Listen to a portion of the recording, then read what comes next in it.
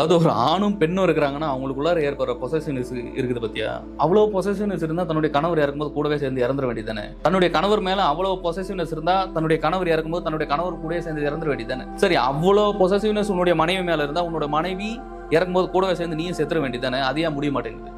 அப்புறம் ஏன் இருக்கும்போது தன்னுடைய கணவர் அவர்கிட்ட பேசுறாரு, நீ அம்மா கிட்ட பேசக்கூடாது, நீ அந்த பொண்ணு கிட்ட பேசக்கூடாது, நீ இவங்க கிட்ட பேசக்கூடாது அப்படின்ற ரூல்ஸ் அண்ட் ரெகுலேஷன் வளர்க்கிற ஒவ்வொரு பெண்களுக்கும் தான் நான் சொல்லிக்கிட்டு இருக்கேன். அதே மாதிரி தன்னுடைய மனைவி இப்படிதான் இருக்கணும், நீ இங்க தான் பேசணும், நீ இதை தான் பண்ணணும், நான் சொல்றதா செய்யணும், நீ வீட்டில தான் இருக்கணும், நீ வீட்டு வேலை தான் செய்யணும் அப்படின்னு சொல்ற கணவருக்கு தான் சொல்லிட்டு இருக்கு. அவ்வளோ பொசசிவ்னஸ் வந்து உன்னுடைய மனைவி மேல உனக்கு இருந்தாலும் அவ்வளோ பொசசிவ்னஸ் உன்னுடைய கணவர் மேல உனக்கு இருந்தா உன்னுடைய கணவர் இறந்துற போது நீ கூட சேர்த்து இறந்துட வேண்டியது தானே.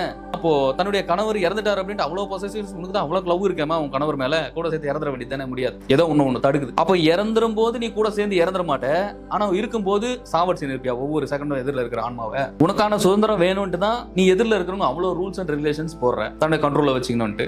உன்னுடைய மனைவி உன்னுடைய கண்ட்ரோல்ல இருக்கணும்ட்டு தான் நீயும் அவ்வளவு விஷயங்களை கூட சேர்த்து வச்சுக்கிற. அப்ப தன்னுடைய மனைவி இறந்துருந்தானே செத்துறேன், கூடவே சேர்ந்து செத்துறேன். ஏன்னா அது முடியாது இல்ல. ஏன்னா தன்னுடைய மனைவி இறந்துருச்சுன்னா தான் எங்க போக முடியும். அப்ப எந்த மாதிரி நீங்க சிக்கிறீங்கன்றத முதல்ல நீங்க புரிஞ்சுக்கணும். அப்புறம் எதுக்கு தேவையில்லாத இந்த வெத்து சண்டை வீட்டுல? அப்போ ஒருத்தர் உயிரோடு இருக்கிற வரைக்கும் அவர் வச்சு செய்யணும். இந்த மனசுக்கு அதான் வேலை இல்லை. ஆனா அவர் இறந்தா நான் கூட எல்லாம் இறக்க மாட்டான், என்னோட உயிராச்சேன் மயிரா போச்சுன்னு விட்டுற முடியுமா?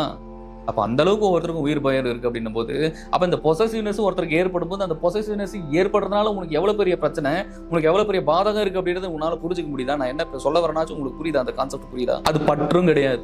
அது பற்று இருந்ததுனா கூட பரவாயில்ல, பற்று ஒரு நல்ல விஷயத்தை நோக்கி நகர்த்தும். தன்னுடைய மனைவி மேல இருக்கிற பற்றும் கிடையாது, தன்னுடைய கணவர் மேல இருக்கிற பற்றும் கிடையாது. அப்ப பற்று இல்லைன்னா வேற என்ன? அது ஏன் பொசசிவ்னஸ் வருது? ஒருத்தர் பயம்.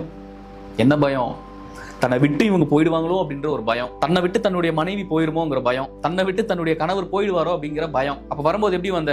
பிறக்கும் போதே கணவர் கூடயே பிரபஞ்சத்துக்கு வந்துட்டியா? இல்ல உன்னுடைய கணவர் நீங்க எப்படி வரும்போதே இறைவன் வந்து உங்களுக்கு அங்கேயே கல்யாணம் பண்ணி அப்படியே கொண்டு வந்து விட்டாரான்னு பிரபஞ்சத்துல உலகத்துல வாழுங்க அப்படின்னு சொல்லிட்டு ஒரு கான்செப்ட் புரியாமையே வாழ்ந்துட்டு இருக்கீங்க ரெண்டு பேருமே, கணவனாக இருக்கட்டும் மனைவியாக இருக்கட்டும். கான்செப்டை புரிஞ்சுக்கணும் இங்க. அப்ப வரும்போது ஒவ்வொரு ஆன்மாவும் இங்க தனியா தான் வந்தது, போகும்போது ஒவ்வொரு ஆன்மாவும் இங்கிருந்து தனியா தான் போகுது அப்படிங்கிற ஒரு உணர்வு நிலையை ஒவ்வொரு ஆன்மாவும் உணரும் பொழுதும் ஒவ்வொரு ஆன்மாவும் ஞான சிந்தனையும் ஞான தெளிவுக்கும் நீங்க போகும்போது மட்டும்தான் உங்களுக்கு இது புரியும். இல்லைன்னா அது வரைக்கும் ஒவ்வொருடைய வாழ்க்கையிலுமே தொடர்ந்து உங்களுடைய மனைவியோட கழுத்தை நீங்க புடிச்சுக்க வேண்டியதுதான், தன்னுடைய கணவருடைய கழுத்தை ரெண்டு பேருமே மாத்தி மாத்தி புடிச்சு இறுக்கி கடைசியில செத்து போக வேண்டியதுதான். இங்க இருக்கிற அதிக நாட்கள் ரொம்ப நாள் கூட கிடையாது, வெறும் ஒரு 50 வருஷம் வாழ்றதே பெரிய விஷயம். அப்படிதானே? ஏன்னா அந்த அளவுக்கு இருக்கு இன்னைக்கு நம்ம வாழக்கூடிய வாழ்க்கையாக இருக்கட்டும், ஒவ்வொரு உணவு பழக்கமும் அப்படி இருக்கு. இதுல நீங்க ரெண்டு பேரும் சித்திரவதை பண்றதை விடாம குழந்தையும் சேர்த்து சித்திரவதை பண்ணி அதையும் கொண்டு விட்டு போறதுங்கிறது, அதற்கு ஒரு நான் நல்ல அறிவை கொடுக்குறேன், அதுக்கு ஒரு ஞானத்தை கொடுக்குறேன், அதுக்கு ஒரு தெளிவை கொடுக்குறேன் அப்படின்ற ஒரு சிந்தனையா குழந்தைங்களுக்கு வளர்க்கறது கிடையாது. அது பாட்டுக்கிட்ட அதுவா வளர்ந்து போகும். அது என்ன செய்ய வந்திருக்கும் அந்த ஆன்மா அதுக்குண்டான வினையை அது தேர்ந்தெடுத்து அதுக்குண்டான வேலை என்னவோ அதை செஞ்சுட்டு போவோம். இறைவன் அது கொடுத்த வேலை என்ன, அதுக்கு இன்ஜினியரிங் படிக்கணும்னு ஒரு ஆசை இருக்கும், இல்ல அந்த குழந்தைக்கு ஒரு டாக்டர் படிக்கணுமோ இல்ல ஒரு பைலட் ஆகணுமோ அப்படின்ற ஒரு ஆசை இருக்கும். அதனுடைய கர்மா அதையும் கிட்ட இருந்து என்ன பண்ணிருந்தா, நீ அதெல்லாம் படிக்காத, நான் உனக்கு ஃபியூச்சரை கொடுக்குறேன்ட்டு அதனுடைய வாழ்க்கையை வாயில போட்டுக்கிறது, நீ இதை தான் படிக்கணும் அப்படின்ட்டு. உன்னுடைய எண்ணங்களை நீங்கள் அடுத்தவருக்கு திணிக்கும் பொழுது அவர்களையும் சேர்த்து நீங்கள் விழுங்குவீர்கள். இதுதான் நிஜம். உன்னுடைய கருத்து உன்னுடையதாக இருக்கட்டும். உங்களுடைய மனைவிக்கு நீங்க ஒரு விஷயத்த சொல்றீங்கன்னா சொல்லி பாருங்க, கேட்கலன்னா விட்டுருங்க, அவங்க மாத்துறது உங்களோட வேலை கிடையாது.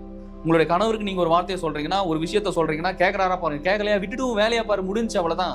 இங்க யாரையும் மாத்தவே முடியாது. இறுதியா எல்லாருமே இங்க போக போறீங்கன்றது கூட என்னைக்கு நீங்க அறிய போறீங்க, என்னைக்கு நீங்க உணர போறீங்க. அப்படியே இங்க நம்ம 200-300 வருஷம் வாழ்ந்து கிழிச்சு தள்ளிடுற மாதிரி தான் ஒவ்வொருத்தரும் வாழ்க்கையில். அப்படியே பேன் உட்காந்து தவம் பண்ணவனே இறந்து போயிட்டான். அப்ப இறைவன் எப்படி உன்னுடைய வாழ்க்கை சுயற்சியில் இருக்கிறார்? இறைவன் உனக்கு என்ன மாதிரி விஷயங்களை செய்து கொடுத்து கொண்டிருக்கிறார்? இறைவன் எதற்காக இப்படி ஒரு பிறப்பை நமக்கு கொடுத்தார் அப்படின்றத ஒவ்வொரு ஆன்மாக்களுக்கும் உணரும் பொழுதும் அறியும் பொழுதும் அப்பன் சிவபெருமானுடைய அருளும் அவருடைய வழிகாட்டுதலும் சரியான குருவை உங்கள் கண் முன்னே கொண்டு வந்து நிறுத்துவார். இதான் நிதர்சனமான உண்மை. அவர் சாதாரண கிடையாது, அவர் பரபிரம்மம்.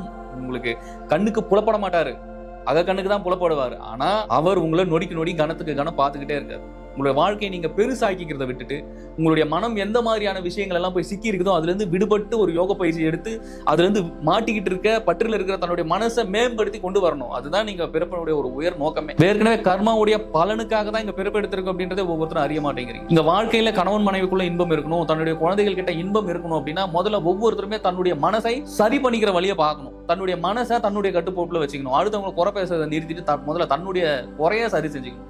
மற்றவங்களை குறை சொல்றதுக்கோ மற்றவங்க இப்படி பண்றாங்க, அவங்க நல்லா இல்ல, அவங்க நல்லவங்க, இவங்க கெட்டவங்க இப்படின்னு சொல்றவன் தான் ஆக சிறந்த அயோக்கியன். முதல்ல தான் நல்லவனா இருக்கணும். இவன் எந்த மாதிரியான ஒரு விஷயத்த அவன் நல்லவன் இல்ல, இவன் கெட்டவன், இவன் சரியானவன் இல்லைன்னு சொல்றானோ முதல்ல அவன் தான் ஆக சிறந்த அயோக்கியன், அவன் தான் ஆக சிறந்த டேஞ்சரான பர்சன். தயவுசெய்து அவனை விட்டு தள்ளி வந்து. அதே மாதிரி தான் செய்யற செயல் தான் கரெக்ட் அப்படின்னு கணவனும் தான் செய்யறதான் சரியான செயல் அப்படின்னு ஒரு மனைவியும் நினைச்சிட்டானா அந்த குடும்பம் உருப்படாத, அது முடிஞ்சது.